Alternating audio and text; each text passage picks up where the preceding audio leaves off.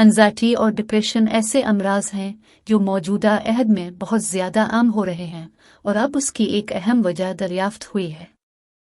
French fries اور دیگر تلے ہوئے پکوانوں کا استعمال ذہنی صحت کے لیے تباہ کن ثابت ہوتا ہے۔ یہ بات چین میں ہونے والی ایک طبی تحقیق میں سامنے آئے۔ اس تحقیق میں دریافت کیا گیا کہ تلی ہوئی غذاؤں بالخصوص فرنچ فرائز کو اکثر کھانے کی عادت انزائٹی کا خطرہ 12%، جبکہ ڈپریشن سے متاثر ہونے کا خطرہ 60% تک بڑھا دیتی ہے۔ در حقیقت تحقیق میں دریافت کیا گیا کہ نوجوانوں میں یہ اثر سب سے زیادہ نمایاں ہوتا ہے۔ جرنل میں شائع تحقیق 1,40,000 سے زیادہ افراد کا جائزہ لگ بھگ 12 سال تک لیا گیا، اور اس عرصے کے دوران ڈپریشن کے 8,294 کیسز جبکہ انزائٹی کے 12,000 سے زائد کیسز کی تشخیص ایسے افراد میں ہوئے جو تلی ہوئی غذائیں کھانے کے عادی تھے۔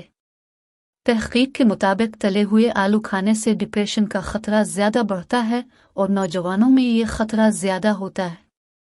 اس طرح کی غذاؤں کو موٹاپے، ہائی بلڈ پریشر اور دیگر امراض کا خطرہ بڑھانے کا باعث تصور کیا جاتا ہے، مگر ذاتی صحت پر ان کے اثرات پر زیادہ تحقیقی کام نہیں ہوا۔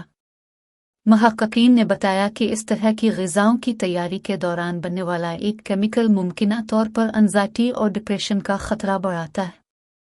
تحقیق کے دوران مچھلی کی ایک قسم زیبرا فش پر اس کیمیکل کے تجربات کیے گئے تو انزائٹی کی تشخیص ہوئی۔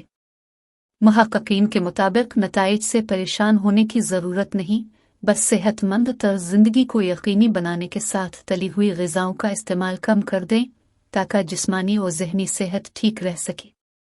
انہوں نے بتایا کہ دنیا بھر میں ڈپریشن اور انزائٹی کے کیسز کی تعداد میں تیزی سے اضافہ ہوا ہے، اور 2020 میں ڈپریشن کے کیسز میں 27.6% جبکہ انزائٹی کے کیسز میں 25.6% اضافہ ہوا۔